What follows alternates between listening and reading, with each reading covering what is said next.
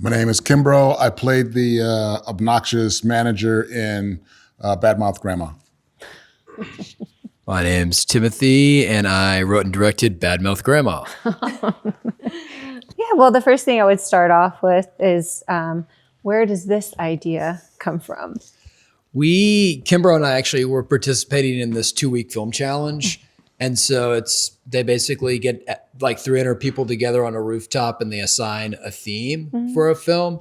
And then you have to make the film, write it, direct it, produce it, deliver it within 2 weeks relative to that theme.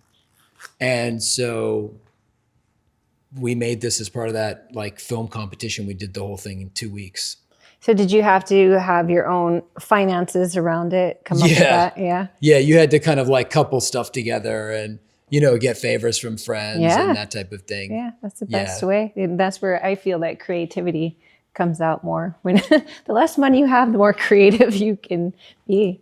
So yeah, sometimes I think when you're given certain parameters to work within, certain restrictions, and also delivery timeline, it really pushes you to see what you can do.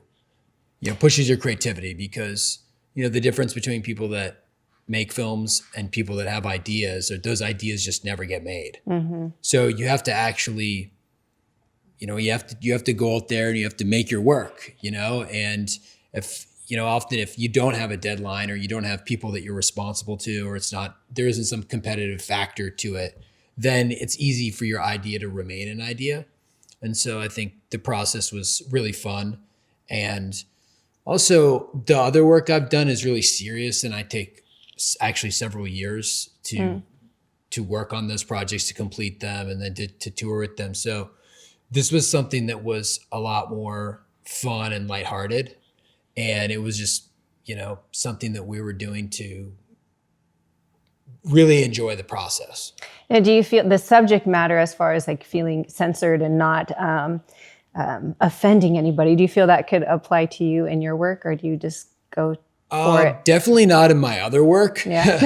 I don't know about this one, if anyone got offended. Definitely not in my other work. I mean, everything is pretty grounded. It's either based on real life people, or it's just documentary. So those relationships are very sacred. You really want to do everything you can to honor the beauty and power of those lives. But this was obviously totally made up. So there was this certain level of creativity and fun that you can have with it that isn't possible in the same way when you're trying to be really strict to the life of somebody that's real, Yeah. But Kimbrough I really lucked out because we got Kimbrough, and he's a lifetime comedian and has had his own comedy clubs. And so Kimbrough, you would have some things to say about. Yeah. How is it being a comedian now, and, people being offended, or do you feel like you have to be careful? No, because you can't cancel comedy. Yeah. The core gesture of every kingdom is to keep the royal family from killing the people and the people from killing the royal family.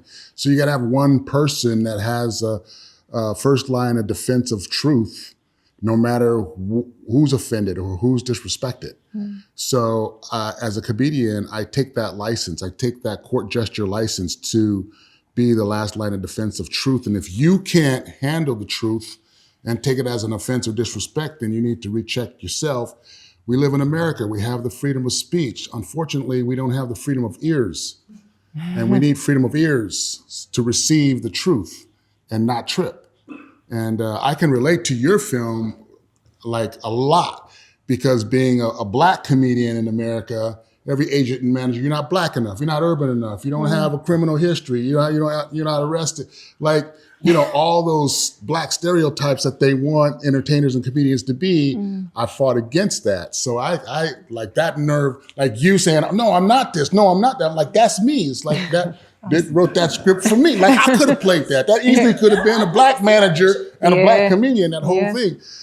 So it was fun. And the most exciting thing about being in the film industry and hooking up with talented directors like Timothy is, I feel really fortunate that he gave me the license to just take my comedic energy and run wherever I wanted to run. He's like, hey, Kimbrough, we need a cool car. you know anybody? I'm like, yeah, my buddy's got a convertible. That would be cool. So he's like, yeah, Kimber, I'll come down, my convertible in your movie. We get down there and the scene, I'm supposed to be driving. Mm-hmm.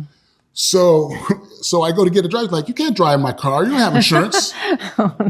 I'm like, well, I need to drive the car, bro. That's the scene. So we took the steering wheel cover off the steering wheel. I sat in the back seat and faked like I was driving.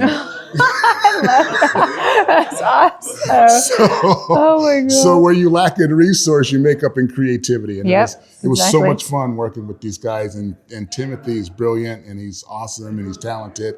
And I feel really honored to be part of it. Awesome. Thank you. Now, anything? Oh yeah, what you got going on in the future here? Anything upcoming? Yes, I launched Team Comedy USA, and we're going to do comedy workshops for professional and retired athletes leading up to the Olympics in 2028. Oh. And my resident club for Team Comedy USA is the Kookaburra Comedy Club in Hollywood on Hollywood and Vine. And so if you want to find out anything that I'm doing with my film festivals, my stand-up, my podcast, go to teamcomedyusa.com, and that's where you can find me. Sweet. Thank you. Timothy, you got something coming up? I've got a couple irons in the fire that I'm working on, a couple scripts. So, Good. And hopefully I can work with Kimbro again here in the near future and continue to do some more playful stuff as That's well. cool. Yeah, when you find people that you work with and you click and you have a great time, it's like, all right, what are we going to do next? Like, let's keep it going. So I understand that, and I thank you all for being here. Now, okay, we got 1 minute. Maybe we have one question. Is it the same outfit in the movie? Oh, it's a mustard sweater I'm wearing, but in the movie I wear a mustard cardigan. Yeah. Great color. For We you. shot that whole thing in my apartment too. I'm wearing the same tie. Yeah.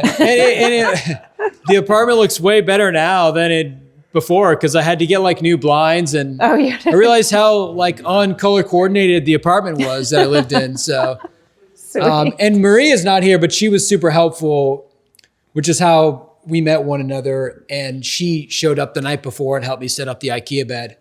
So, yeah. Oh gosh. it was- Yeah, IKEA bed. We had a lot of fun. Yeah. We're gonna do after that. We're gonna do some interviews, like outside. So Oh, fun. tomorrow Cool. evening we run out. We can talk. Oh, Thank yeah, you yeah. guys for having us here. It's absolutely. so good to Thank be here. you. This is such a treat for us. So thank you so much. Thank you. See you guys. I'll take that. Thank you.